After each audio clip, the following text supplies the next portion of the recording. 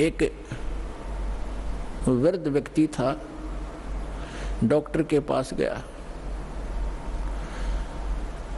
और डॉक्टर ने देखा अस्थि पिंजर सा शेष है वृद्ध, तो वो कहने लगा, डॉक्टर जी मेरे पिंडलियों में दर्द रहता है।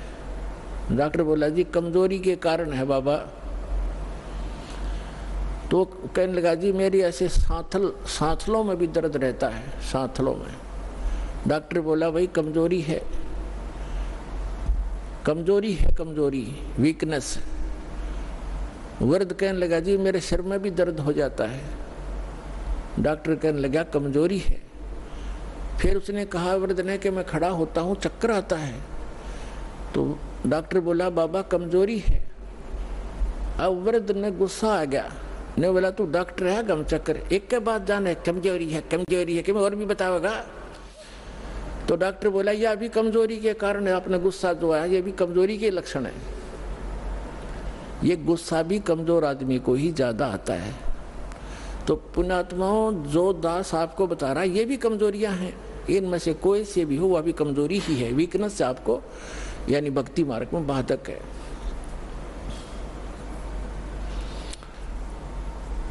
परमात्मा कहते हैं, जैसे माता गर्भ को रखे यत्न बनाए, ठेस लगे तो छन्न होवे तेरी ऐसे भक्ति नसावे।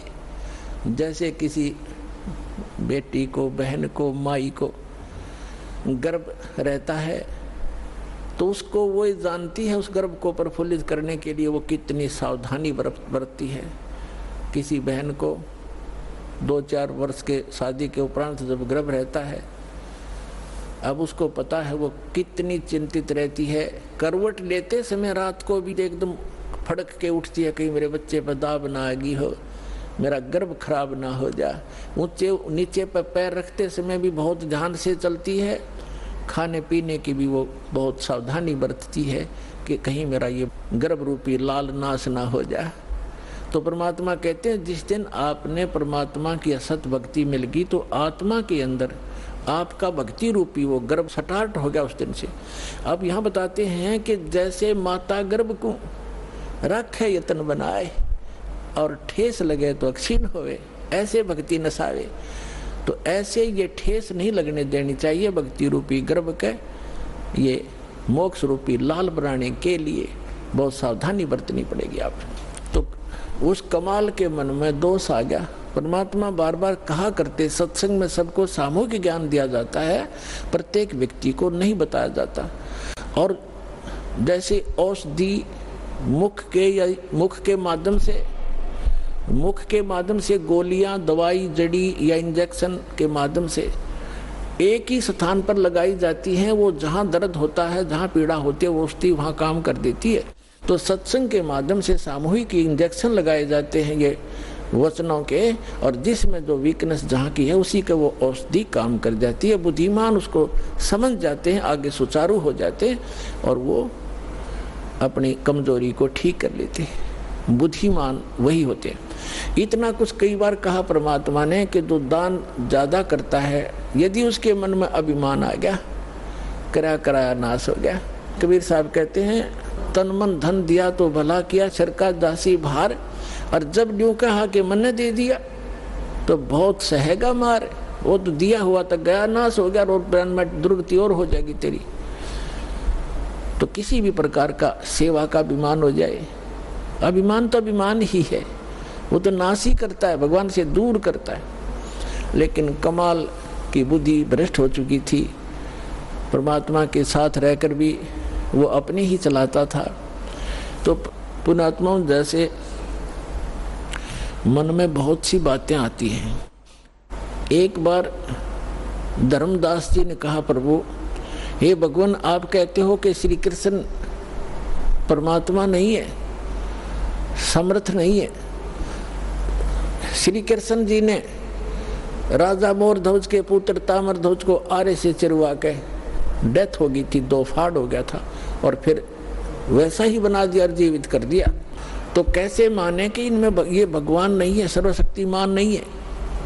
परमात्मा कबीर जी ने कहा कि मैंने ये कभी नहीं कहा कि ये भगवान नहीं है, मैंने ये अवश्य कहा ये सर्वशक्तिमान नहीं है।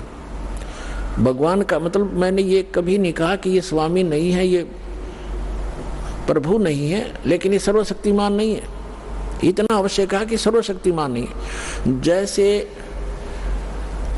परिभाषा प्रभु की आपको बहुत बार बताई है, तहसीलदार भी साहब है, एसडीएम भी साहब है, डिप्टी कमिश्नर भी साहब है, जिसको कलेक्टर कहते हैं, डिप्टी कलेक्टर, और कमिश्नर भी साहब है, मंत्री भी साहब है, अपने सतर का साहब है, अपने उसका कुछ सीमा है उसके शक्ति की, और मंत्री भी साहब है, मुख्यमंत्री भी साहब है, प्रधानमंत्री भी साहब है। लेकिन ये सभी साहब हैं, लेकिन कोई कहे कि डीसी समर्थ है, सर्वशक्तिमान है, सारे देश का कंट्रोलर है, तो वो गलत कह रहा है। अब जितना वो साहब है, जैसे कोई एक मंत्री को और प्रधानमंत्री बताता है राज्य के मंत्री को, तो वो उस प्रोसीजर से वो परिचित नहीं है। इसलिए एक मंत्री भी अपने सत्र का लाभ दे देता है, लेकिन जो प्रधानमंत्री लाभ देगा वो न मुख्यमंत्री दे सकता। तो इसी प्रकार समर्थ जो प्रधानमंत्री है, परमात्मा ने पूछा कि जैसे आपके भगवान ने, श्री कृष्ण अर्थात विष्णु जी ने, मोर ध्वज के पुत्र ताम्र ध्वज को तो जीवित कर दिया, 2 फाड़ करवा के, 2 बीचों बीच कटवा के, और अपने सगे भांजे अभिमन्यु को जीवित नहीं कर सका, जिसकी कति जरूरत थी, और वहां तबे मतलब पंगा लिया जाके उसने क्यों नहीं कर सका। पांडवों का कुलनाश हुआ था, श्री कृष्ण रोए था, उसकी बहन रोए थी, 5 पांडव रोए थे, उसको क्यों नहीं जीवित कराया जब 18 वर्ष की आयु में मर गया था। यहाँ धर्मदास चुप हो गया। तब कहा भगवान हम तो तुच्छ बुद्धि जीव हैं, हमारी बुद्धि का सतर तो इतना ही है बस, अब आप बताओ भगवान क्यों नहीं कर सका। तब परमात्मा ने बताया कि जब तक संस्कार जिसके हैं, अब उस ताम्र ध्वज की आयु शेष थी, और इस शरीर को एक आम सिद्ध पुरुष भी तोड़ कर काट कर फिर दोबारा जीवित कर सकता है। श्री कृष्ण तो उनसे कुछ 21 ही है, लेकिन आयु नहीं बढ़ा सकते ये भगवान। इसलिए अभिमन्यु की आयु 18 ही वर्ष की थी, उसी दिन मृत्यु होना, तो उसके आगे शेष उसकी उम्र मनुष्य की नहीं थी। इस कारण से श्री कृष्ण उसको जीवित नहीं कर सके। तब धर्मदास को संतुष्टि हुई। तब परमात्मा ने कहा था कि समर्थ का शरणागहो रंगोरी हो, और कबू ना हुआ काज राम रंगोरी हो। अब यहाँ प्रसंग चल रहा है, इसी प्रकार जैसे अर्जुन को अभिमान हो गया था, उसके भ्रम को निवारण करने के लिए श्री कृष्ण उसको मोर ध्वज राजा के घर लेकर गया था। श्री कृष्ण जी, अर्जुन को अभिमान हो गया था कि भगवान मैं आप मेरे जैसा आपका आज्ञाकारी कोई और नहीं हो सकता, ऐसा सेवक नहीं हो सकता।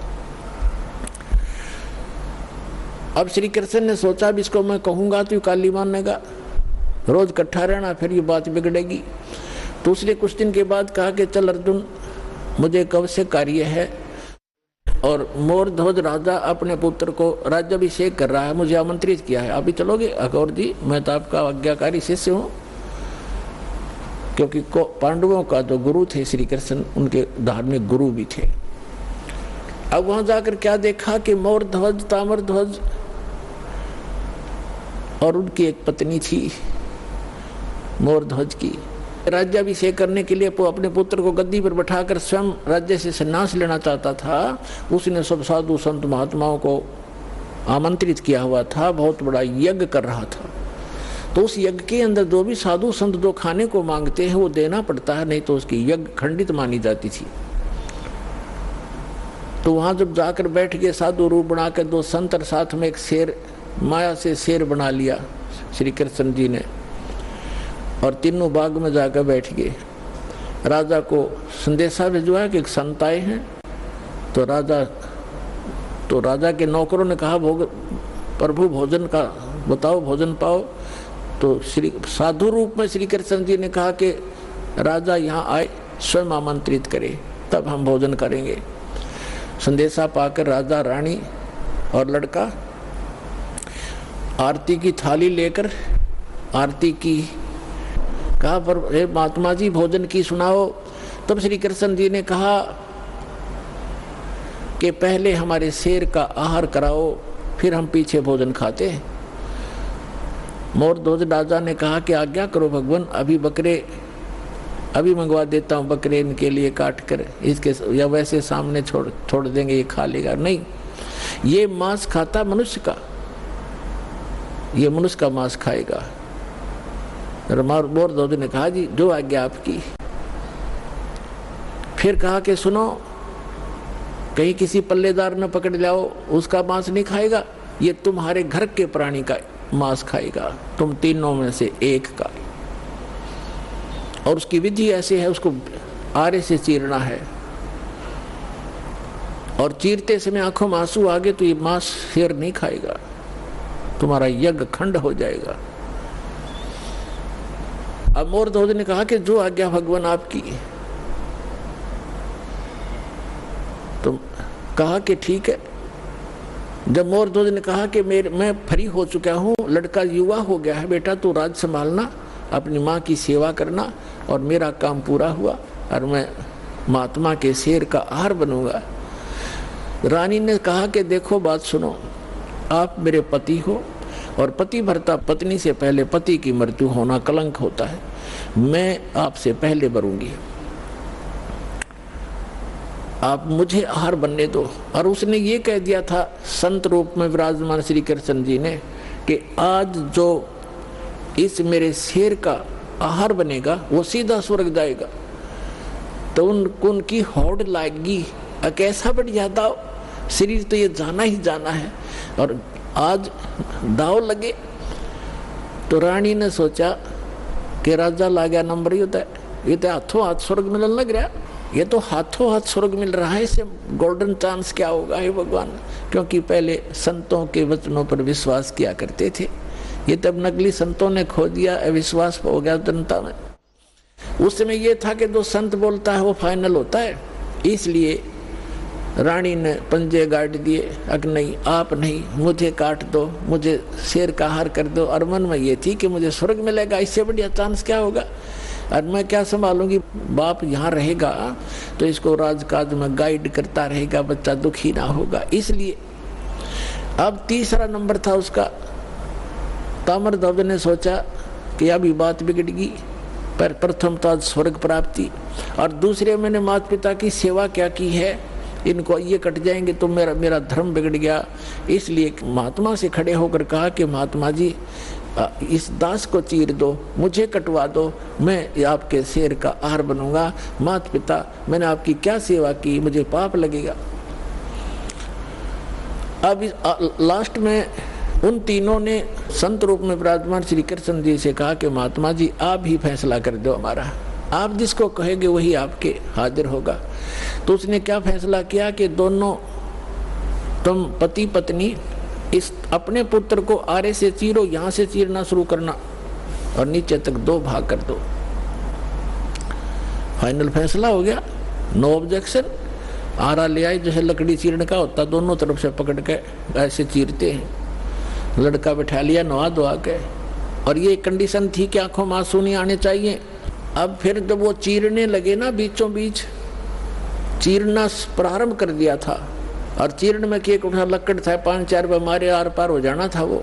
तो उस समय श्री कृष्ण जी यानी महात्मा रूप में विराजमान ने कहा कि ऐसा करना, ये दायां जो हिस्सा है राइट साइड ही शेर खाएगा, बाएं को एक तरफ फेंक देना। तो अब लड़के की आंखों में आंसू आ गए, ताम्रध्वज की आंखों में आंसू आ गए, आंसू आ गए। और माता पिता ने जल्दी में चीर दिया, ज्यादा देर नहीं देखा जाएगा लड़का।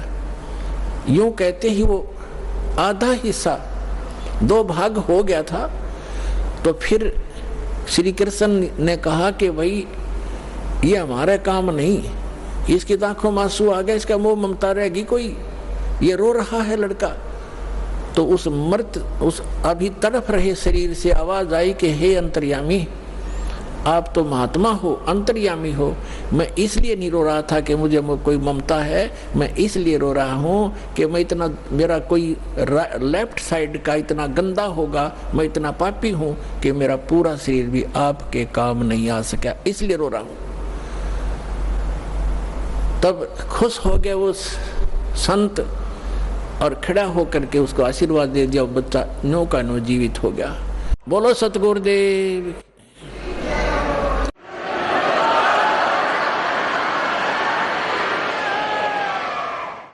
अब जब उसने जीवित कर दिया और कहा भाई मैं तो तुम्हारी परीक्षा लूं था बेटा, तुम सफल हो गए सारे।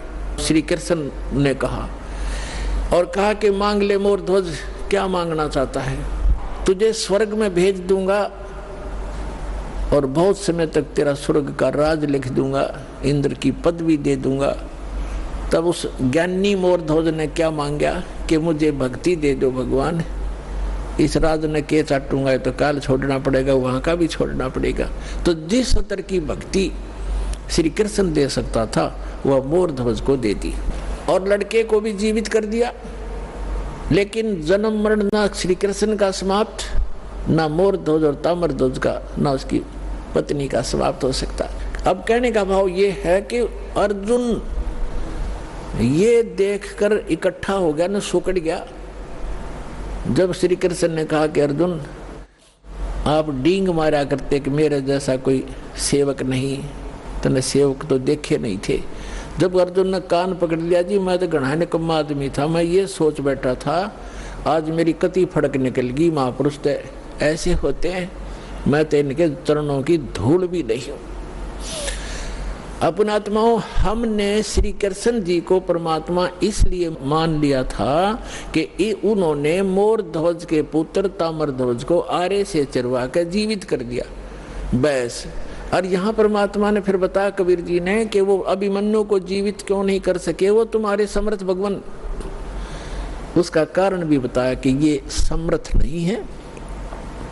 और ऐसी ऐसी तो बहुत से संत भी सिद्धियां रखते हैं जो मुर्दे को जीवित कर सकते हैं, लेकिन उनकी आयु नहीं बढ़ा सकते, किसी सूरत में नहीं बढ़ा सकते। आयु की वृद्धि केवल परमात्मा पूर्ण ब्रह्म कर सकते हैं। मासा घटे ना तिल बधे, विदना लिखे जो लेख, और सच्चा सतगुरु मेट कर ऊपर मार दे मेघ। अब अर्जुन की फड़क निकालने के लिए उन्होंने ये लीला की, उधर से अपने भक्तों की परीक्षा भी करनी थी। इसी प्रकार इसकी समांतर एक उदाहरण है सम्मन सेव और नेकी का। कमाल के मन में यह अभिमान घर कर गया था कि मेरे जैसा सेवा करने वाला और मेरे जैसा वफादार सेवक इस संगत में नहीं है। और बहुत बार परमात्मा के सामने भी उसने ये मुंह खोल दिया था। तो परमेश्वर कबीर जी ने कहा कि भाई मैं भ्रमण के लिए निकलता हूँ, मेरे साथ चलेगा कोई? तो कमाल ने कहा जी मैं तो आपके साथ चलूंगा, मेरे बगैर सेवा आपकी करेगा कौन? परमात्मा बोले चल। एक बाजिद नाम के एक राजा थे, वो घर त्याग कर चले गए थे, फिर उनको जंगल में भगवान मिले थे, उनको फिर अपने साथ रखा था, वो भी सेवक हो गए थे ज्ञान समझ के। तो वो दोनों जने बाजिद और कमाल और परमात्मा तीनों जने चल पड़े। उधर से सम्मन और नेकी उसकी पत्नी और सेवुन का पुत्र। नेकी और सम्मन जो है दोनों चूड़ी पर पहनाने का काम किया करते, मनियार का। और ये स्वभाव बन जाता है भक्त अपने का, खासकर कबीर परमात्मा के बच्चे का नाम लेने के बाद वो ये सोचता है तेरा कल्याण तो निश्चित, और इस सामने वाले ने भी समझा दो किसी तरह। तो कोई जैसे कोई मजदूर जाता है किसी सेठ के काम करता है, उसको भी कोशिश करता है इसको ज्ञान बता दूं, लेकिन वो सातवें आसमान पर होता है, उसने एक मजदूर की बात कैसे सुनावे ना सुनो, लेकिन कोशिश रहती है कि इसकी किसी प्रकार बुद्धि सेट हो जाए, इसका जीवन नाश हो रहा है। हमारे भक्त की ये चेष्टा रहती है। तो वो सम्मन और उसकी पत्नी जहाँ भी चूड़ी पहनाने जाते थे बहनों को, तो परमात्मा की चर्चा शुरू कर देते थे। हमारे वो गुरु जी ऐसे हैं, सिकंदर लोधी को जलन का रोग हो गया था, वो ठीक कर दिया। स्वामी रामानंद जी का कत्ल कर दिया था सिकंदर लोधी राजा दिल्ली के बादशाह ने, हमारे गुरु जी ने जीवित कर दिया उन्हीं के सामने। एक कमाल नाम का लड़का था, मरता बहता हुआ आ रहा था, हमारे गुरु जी ने वो जीवित कर दिया। हमारे गुरु जी बड़े सक्षम हैं, नाम लेने से मोक्ष हो जाता है, सदा दुख मिट जाते हैं, यहाँ भी सुख मिलते हैं। अपने आत्मा, अब वो गरीब व्यक्ति चूड़ी बेच के गुजारा करें और मुश्किल से उनका निर्वाह चल रहा था। और वो समझाओ उन सेठों की, धनी व्यक्तियों की पत्नियों को लड़कियों को, तो उनका कैसे बात गले उतरे, बल्कि उल्टा वो चिढ़न लाएगी। कहते हैं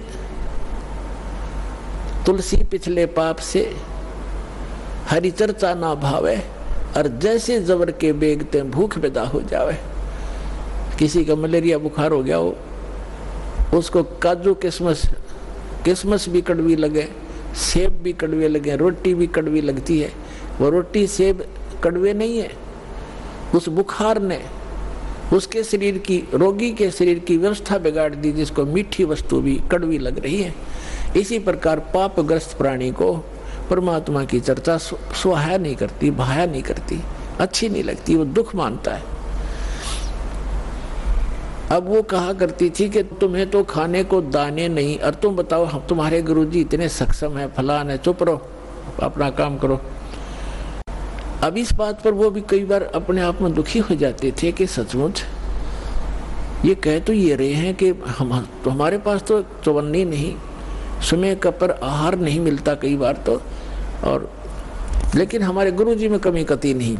ये दिल वो डांट ही लेते थे, ज्ञान ऐसा हो चुका था। तो पुण्यात्माओं, ये कथाएं हैं, ये आपके लिए गाइडलाइन है। आप जी विचलित ना होना, कुछ भी हो आने दो समय। परमात्मा कहते हैं कल्पे कारण कौन है कर सेवा नी काम, और मन इच्छा फल देऊंगा जो पड़े मेरे ते काम है। अब लोगों के नहीं सुनना, आपका फर्ज है किसी को समझाने का चेष्टा करते रहो, बताते रहो। एक भक्त कह रहा था कि मेरे ऐसे ऐसे घटना घट गई और ऐसी पशु मर गया एक, और मैं औरों को समझाता हूँ तो मुझे कहते हैं बता तेरा क्या लाभ हुआ, हमें तू शिक्षा दे रहा है। तो पुण्यात्मा, अध्यात्म ज्ञान धीरे धीरे समझ में आओगे आपके। संसार तो एक आम दंत कथाओं पर आधारित है, और जिन पूजाओं को वो करते हैं उनके बालक तक मर जाते, तब वो कभी चिंतित नहीं होते कि हम ये भक्ति क्यों कर रहे हैं, छोड़ क्यों नहीं देते। इसका कारण ये है, जैसे रोगी डॉक्टर दुर्घटनाग्रस्त हो गया और डॉक्टर के पास गया, डॉक्टर क्या करेगा, वो ये नहीं देखता जैसे उसका ब्लड निकल रहा है तो सबसे पहले वो ब्लड रोकेगा। अगर ब्लड सारा निकल गया तो मृत्यु को प्राप्त हो जाएगा। अगर टांग टूट रही है, पीड़ा हो रही है, उसको नहीं छेड़ेगा, पहले सबसे पहले वो ब्लड रोकेगा उसका, ताकि ये रुक जाए और ये इसका जीवन रक्षा हो। और वो कह रहा है रोगी खाए मर गया, टांग बहुत पीड़ा कर रही है, वो करती रहे, उसकी परवाह नहीं करेगा, पहले उसका जीवन रक्षा करेगा, वो ऑपरेशन करेगा जहाँ से ब्लड निकल रहा है। अब रोगी रो रहा कि मेरी टांग टूटी फड़ी है, मुझे बहुत दुख हो रहा, तो कोई बात नहीं, क्या उस डॉक्टर से वो छिपा थोड़ा ही है, उसका नंबर आएगा तब उसको ठीक करेगा। तो इसी प्रकार आपने नाम ले लिया और आपका कोई भयंकर दुख आना था जिससे आपकी जीवन जाना था, तो आपके उस नाम की भक्ति से और आपके किए हुए दान पुण्य से पहले परमात्मा आपकी जीवन रक्षा करेगा, एक्सटेंड करेगा। थोड़ा बहुत घर में हानि हो भी गई उसको फिर पूरा कर देगा, क्या देर लगे। तो इस प्रकार आप जी ने परमात्मा के इस अध्यात्म ज्ञान को समझकर इस सफर पर तब चल सकोगे। समाज तो अपने सतर का ज्ञान रखता ही है, उसको उतना ही ज्ञान है, आप चिंतित मत होना, लगे रहना। तो इसी आधार से वो सुनते भी रहते थे, फिर परमात्मा के ज्ञान से दृढ़ रहते थे। फिर भी कहीं ना कहीं जो एक बार नहीं 2 बार सुनाने से चिढ़ जाता था, उसको छोड़कर अन्य को वो सुनाते थे, अपना काम जारी रखा। अब उधर से क्या हुआ, एक दिन अपने आंगन में बैठकर, गर्मियों का मौसम था, शाम के समय अपना बैठे थे तीनों, पिता पुत्र पत्नी उसकी, और वो लड़का जब बच्चों में जाता था वो भी यही चर्चा करता था कि हमारे गुरुजी के सिकंदर लोधी दिल्ली के बाद सभी राजा हो गए, शेष हो गए, वीर सिंह बघेल काशी नरेश हमारे गुरुजी का शिष्य है, बिजली खां पठान मगर नरेश हमारे गुरुजी का शिष्य है, ऐसे ऐसे सुख देते हैं, ऐसे ऐसे सुख देते हैं। बच्चे भी बताया करते हैं अन्य बच्चों में बैठकर हमारे बच्चे, तो वो बच्चे उसको चढ़ाते थे सम्मान, उसको सेव को, कि तुम्हारे गुरुजी तो लालची हैं, वो तो राजाओं के घर जाते हैं, और तुम्हारे घर ना आए कभी भी, क्योंकि तुम गरीब हो, तुम्हारे घर क्यों आएंगे। तो वो बच्चा इस बात से दुखी हो जाता था। अपनी माँ से एक दिन कह रहा था, दोनों पिता पुत्र वहीं बैठे थे, उनकी माँ भी बैठी थी बच्चे की, तो लड़का कहने लगा पिताजी गुरुजी कभी अपने घर भी आएंगे?